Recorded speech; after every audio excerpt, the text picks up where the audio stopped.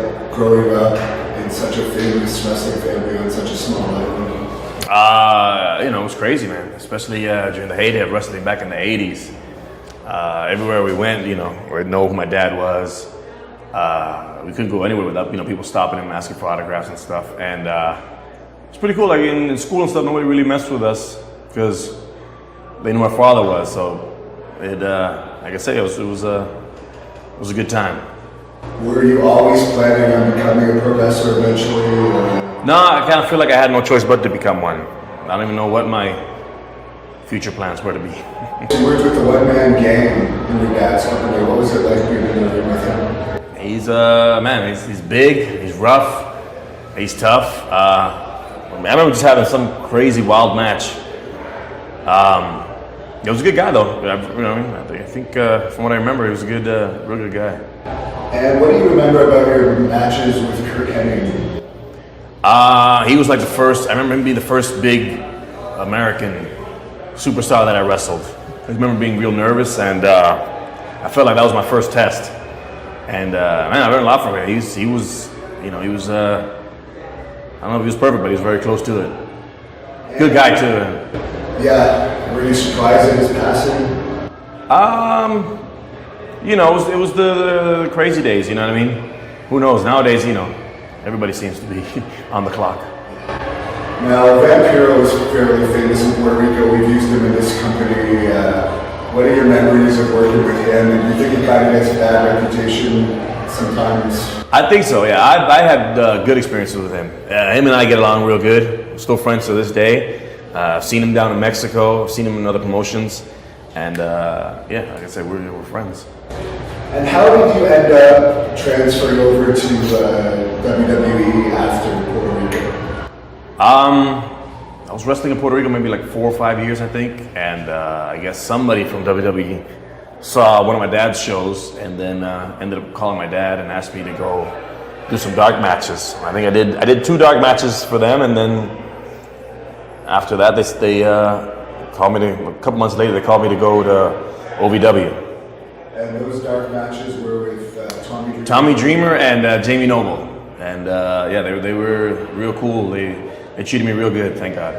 So when you went to OVW, that was pretty much the only development system around in that time? I believe so, yeah, I think so. Yeah, that was before the, was the other one DSW or something? Or the Big West, something like that. Yeah. Was Lance Storm the trigger of that? No, Rip Rogers. Okay. Yeah, I learned a lot from him. He's a character, but a real good guy. Do you have any funny stories about him when I was here? I probably do. I'm not a good storyteller. My memory's terrible. I'm more like a jump starter. If you jump start the story, I can jump in. But if you tell me to come up with stuff, like I have a bunch of, like anybody, a bunch of road stories. But if you ask me, tell me one, I got nothing. And you tell me, remember the time, then I can jump in. So you were the second Puerto Rican Continental champion in history after Pedro Morales. Do you have any memories about winning that title and how important it was to you, if it was at all important? Yeah, of course it's important. It's the Intercontinental title. It was a long time ago. So, like I said, my memory is terrible, but it was cool to be. It was good, I was very proud to be the Intercontinental and the United States champion. And I forgot to mention this, was Jim Cornette working in Ohio Valley at the time? Jim Cornette was there, yeah. How is he as a character? Is he eccentric? Yeah, he's what you see on TV. I liked him. I don't think he liked me too much, but I found him very entertaining. And you worked with Rob Van Dam in WWE. How were those matches for you? Again, my memories. I'm assuming they were good. Rob Van Dam. I think has good matches. I believe they probably were good. Yeah, you have to ask. What was your favorite feud of your time in WWE? See, that's the question. People ask me like your favorite match, and I don't know. There's a lot of good times. I can't remember exactly what feud or. You did have a feud with Ric Flair at one point. That was pretty cool. Yeah, it was one I knew Rick since I was a little kid. You know what I mean? So being able to tag with him and feud with him was, and also working a guy that used to wrestle my dad it was a big honor. And you worked with Triple H too, didn't you? Yeah. Was that kind of strange working with someone that has that much backstage power, or is it just? Not really. I didn't care about, people know me. I didn't really feel any pressure from Backstage or something. I was always loose, and you know, it's cool to work one of the greats. You know what I mean? Like I said, I don't remember much, but I'm sure, you know, working with him, I'm sure it was good matches. And for a while in Puerto Rico, there was a big feud between IWA and WWC. Did you kind of keep yourself out of that, or did it affect you at all? Let's go back even further. It was getting fairly. It was. I thought it was good for the business. You know what I mean? It was good to see the companies. You know, it was good to see. I just thought about the excitement with the fans. You know what I mean? It was different things going on, and you saw both companies really working hard to give a better show. So I thought it made everyone better. You think that's what's missing in Puerto Rico right now? Good competition. That's missing, I think, everywhere. You know, I mean, everywhere's. You know, but like I said, people complain about wrestling now, the ratings and all that. But wrestling goes through cycles. It's always been like that. You know, what I mean, it's not the worst it's ever been. You know, what I mean, it'll be up for a little bit, then it'll be down. Like right now, it's a downtime, and then something will come along and it'll catch on and it'll catch fire again. Everyone remembers your feud with John Cena and the interaction that you had with him. Do you have anything that stands out to you about working with John Cena? He's a machine, man. He really is. If anybody is a machine, that's one dude that you know, he deserves everything he's got. And you know, I think you know, people might boo him or hate him or feel like he's shoved down people's throat, but I think at least, you know, they respect him, because he man, that's one guy that gives everything to the business. What was it like working for WWE in Puerto Rico when you came back as such a huge star? Yeah, it was cool. I'm trying to remember what I did. Yeah, I remember it was yeah, the crowd was great. You know, they received me real cool, a great ovation. And it's always fun to work in front of my home crowd. And is your dad, does he help promote WWE down there at all? Yeah, he's helped out a couple times. I don't know if he still does or not, but yeah, they have a good relationship. And you still currently work for your father? When I can, yeah, I try to get back and work for my dad. And you actually inducted your father into the WWE Hall of Fame in 2014. What were your thoughts of him going in? Because it's such a big deal. Yeah, I thought it was awesome, and in Puerto Rico, man, it was a crazy time. Everyone was happy. He was all over the place. I was just happy for him. Very proud.